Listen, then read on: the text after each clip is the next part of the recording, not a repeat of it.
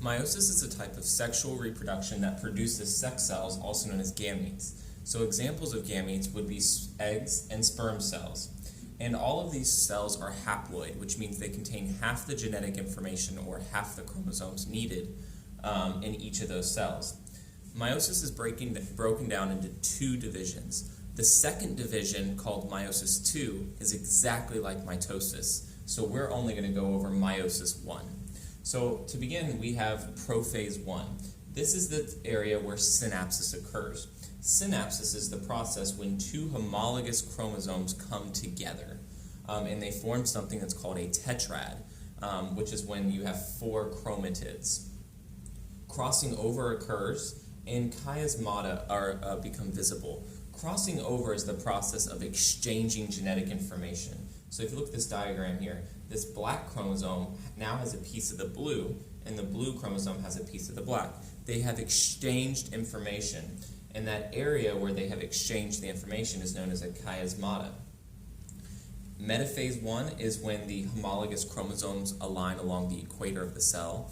And homologous chromosomes are identical chromosomes in that they contain the same genes. You get one chromosome from mom, one chromosome from dad. So in this diagram, we can assume maybe that the black chromosome is dad and the blue chromosome is mom. They're homologous.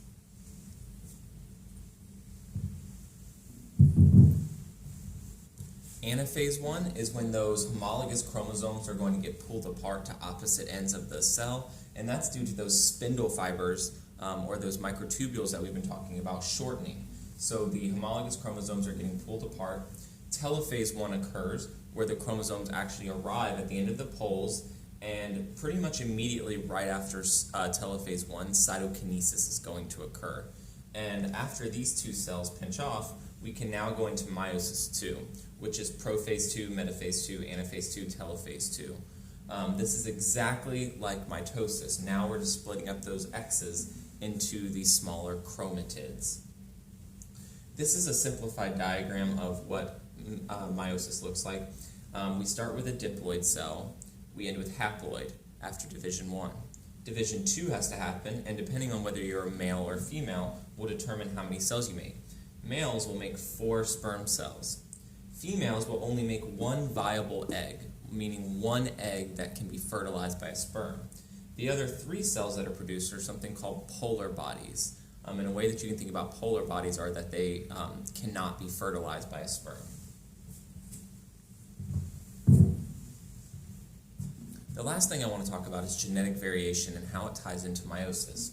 And meiosis leads to genetic variation in 3 big ways.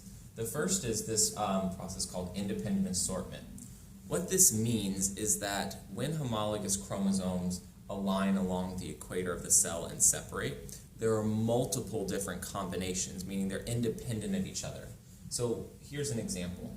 Let's say the blue chromosomes were mom and the black ones were dad. Well, homologous chromosomes are going to come together due to synapsis, meaning the chromosomes that contain the same genes. And there are 2 possibilities in this example. You could have mom here, dad here, mom here, or you can have all of mom on one side and all of dad on one side, lining up along metaphase.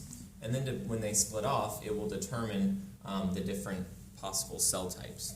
So in general, there are more than 8 million possible combinations. You have a 50% chance that a gamete will have maternal chromosomes or chromosomes from mom, and you have a 50% chance of gametes coming from dad.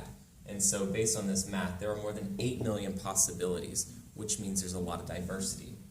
Crossing over leads to genetic variation. On average, this is going to occur 2 to 3 times per pair of homologous chromosomes, which is just going to increase the genetic variation. And then you can have random fertilization. So out of these possible 8 million combination of gametes, if you do 1 sperm fertilizing 1 egg, multiply those together, that's the number of possible fertilizations that could occur to form a zygote. A zygote forms when a sperm and an egg come together. So all of this leads to genetic variation and genetic diversity.